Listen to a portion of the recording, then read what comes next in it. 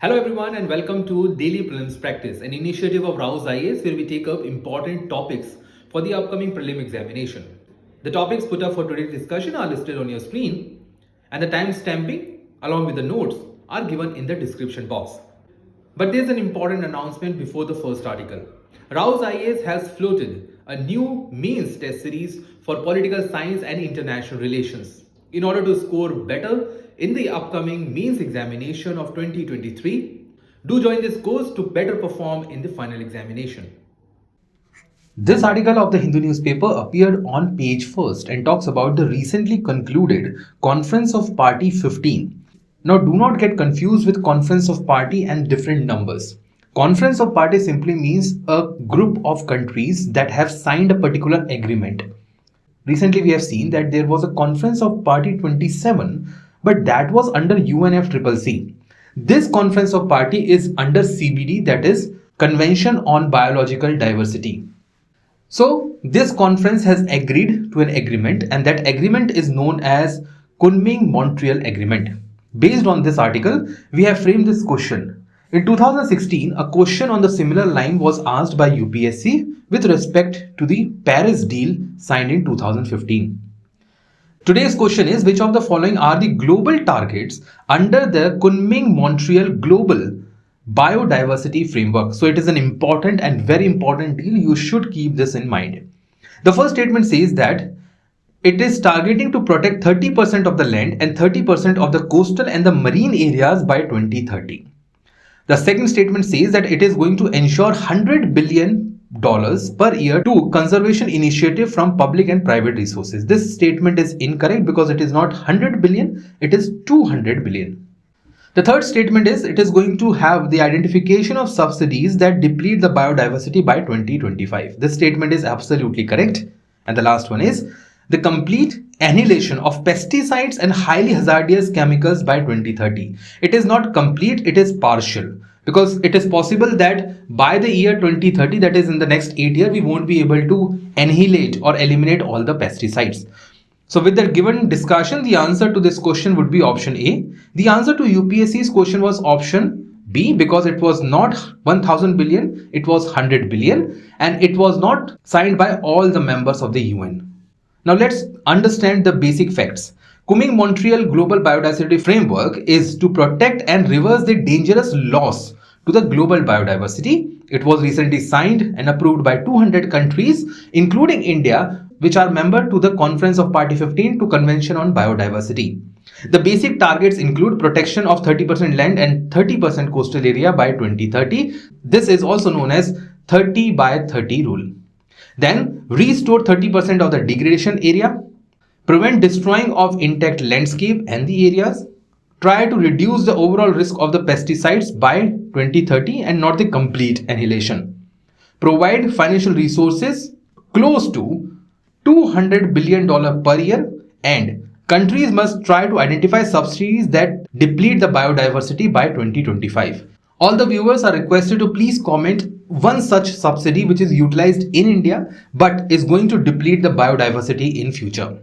Let's now move to the next question.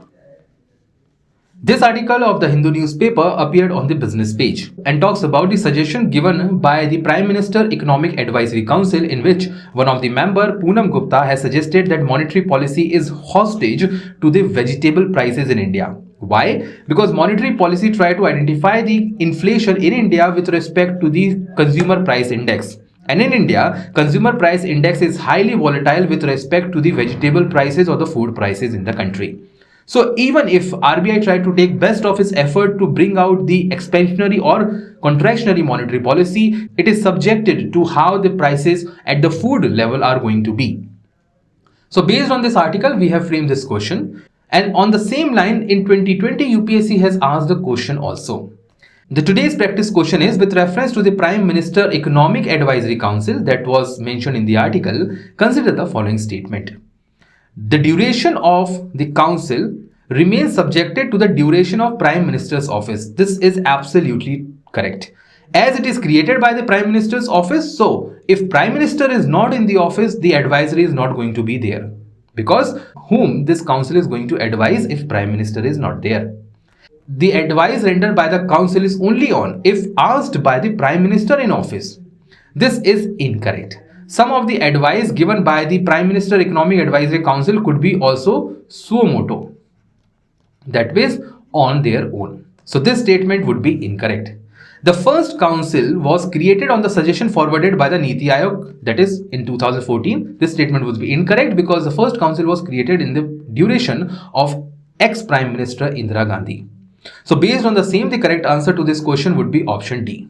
The answer to the UPSC's question would be that Microeconomic Framework Statement is part of the provisions of Fiscal Responsibility Budget Management Act 2003. Now let's go to the fact. PMEAC was created to deal with the economic issues in 1980s under Indira Gandhi's government. The latest one was created in 2017 under the chairmanship of Bibek Debroy. Since the term of PAC was parallel to that of the Prime Minister, if the Prime Minister has resigned, PMEAC also resigns. However, it is not compulsory for the Prime Minister to create PMEAC as soon as he assumes the office. So he can delay the creation of this organization also. The basic duty of the council is to analyze the economic issues and other issues which are referred by the Prime Minister, and also analyze the macroeconomic importance and present the views to the Prime Minister. This can also be on the advice or in the suo motu mode.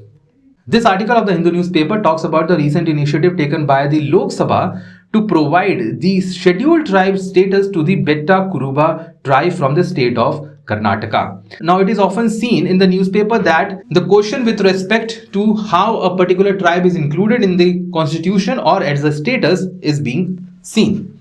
So based on the same, we have created a question for today. In 2021, UPSC has asked a question with respect to the scheduled tribe under the Forest Rights Act. Today's question is, in order to declare a community to be a scheduled tribe, which of the following agencies / institutions / person participate? First is President of India, then Ministry of Tribal Affairs, third is State Legislature, fourth is National Commission on Scheduled Tribe, and the fifth is Parliament of India. The answer to this question would be option D, all of the above.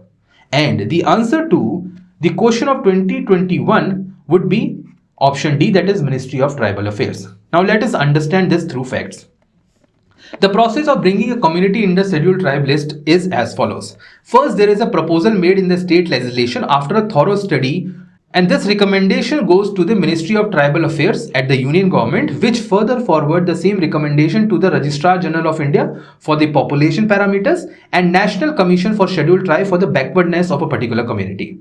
After this further study, the proposal passes to the Parliament, which further passes an amendment to the Constitution, Scheduled Tribes or Scheduled Caste Order 1950.